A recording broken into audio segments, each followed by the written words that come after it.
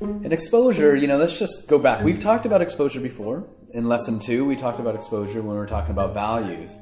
And you can see here, this is the example we shot and showed you last time of, just to remind you, there's a difference between exposing between light and shadow, and that's a conscious choice that you should make when you're painting as well. So it's also, painters have also used the same idea. You see this as well. Here's a John Singer Sargent painting. Yeah, and you can see how bright all the lit areas are. And most of them, like if you look at his paintings, like the shadows have so many colors, and because he's really focusing on the shadow colors, and that means he's really dropping the light side. It's definitely the exposure thing. And one thing about the human eye versus the camera is that the camera has a much narrower range, so the exposure contrast you play with is a little more obvious with the camera. But in a way, it gives you a tool to play with. You can kind of simplify one side, the light side or the shadow side, to your advantage if you want to. Here's another John Singer Sargent painting. And I think a very good example, a very simple, elegant, beautiful painting where the light is really blown out. Very simple treatment of the light. Yeah, same thing. It's exposed on the shadow side. And because, you know that he's painting, or the view is in the shadow, so naturally you would be looking at the shadow side. You'd be focusing on the shadow side. And here's a Zorn painting. Now this is great little painting. We used a etching before to talk about edges of this similar image, but this is great. You can really see that out in that lit space and how kind of it's somewhat blown out a little bit, but then on the shadow side it completely simplifies. It's really beautiful little painting. Great example of a painter really using exposure to help him create an enticing image. Incredible. All right, fun stuff. Something that I have to say that dice is really, you play with quite a bit, and I think it's a really fun thing to play with, especially when you're telling a story. And we're going to call them post effects. This all relates, when we say post effects, it really relates to the way film is approached, live action film is approached. So let's look at some live action examples and talk about some of these things. Yeah, so Emily's one great example. It has this kind of a, cross-process photography look, very... I think everybody these days are more familiar with it because of the Instagram became such a popular application for everybody to use. But, because live action, photography has, people experimented so much to just get certain feelings and certain atmospheres, certain emotions across. And they played with actual film sort of chemistry, right, to get this effect. Oh, here we go. This is a very obvious cross-process look, in this film, Domino. I actually don't remember much about the film, but then I remember the visual of it was such a striking movie.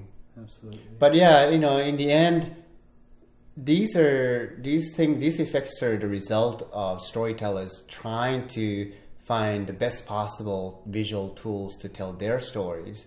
And I think oftentimes I feel like we don't do enough in animation, because I think in animation we focus so much on creating the reality, so that we often forget that we have all these other tools that we can use too. And that's why, studying from live action is very educational. Yeah, because I just look at any of these frames. Like if I look at the bottom left frame especially, I would never paint that. Like that green-looking flesh, it has such like a kind of specific look effect on the way I receive this image. Because even the logic, I don't know how it works actually. Absolutely, But I think that's what's great about it, is it creates such a specific feeling. And I think in storytelling, you always want to be specific. Yeah. Let's look at some more post-effects stuff, something different.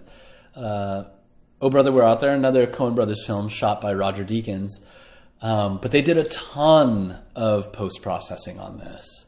to get this kind of very specific look. In the top left corner, you can see this desaturated look where those characters are almost, I mean, just shy of black and white against this blue sky. And, you know, and then in the bottom right corner, and this is kind of probably what the film is most known for, is this overall orange effect throughout the film. And it's just, you know, I think it's so unique to this film. It's kind of a visual style that they adopted for this film, for this orange and kind of desaturated kind of grays mixed with this orange are throughout a lot of the film. But this is all done in post. This is done digitally and in color timing. It's a great example of Sweeney Todd. You know, the overall film is very great, kind of goth. You know, the design theme of the film has this kind of goth look to it, and it's mainly kind of black and white almost, you know, gray world.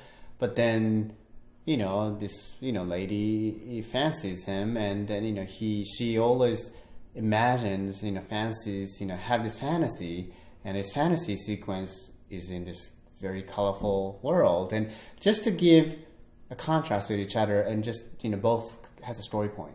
And, you know, there's real, like, painters do this as well. And I think a lot of times sometimes it's hard to know what effect to use where. And I think that's very much a personal choice. But I want to make sure in this class, when we're talking about color and light, that people are open to this idea that not everything has to be super natural light. Like, this is completely green. I mean, it looks like they're underwater almost or something, but really beautiful flesh. Like, the flesh is painted very beautifully. This is a muka. But, you know, for the appropriate story moments, this might feel right. Yeah, it's all about matching the intent of your story. Eric Sokol, who did a lot of cartoons for Playboy magazine, painted this nice little cartoon, but he used this overall purple kind of color. And I gotta say, there's something about it that feels very sinful. And that's an abstract connection to this. Yeah. But I think the choice to do this color really fits this kind of subject matter very well. Dean Cornwell, little painting. Very similar, kind of some accent colors, you know, some of those warm reds coming out. And, you know, I actually wonder if this was because of print, like back in the day, that you could print maybe one color plus black.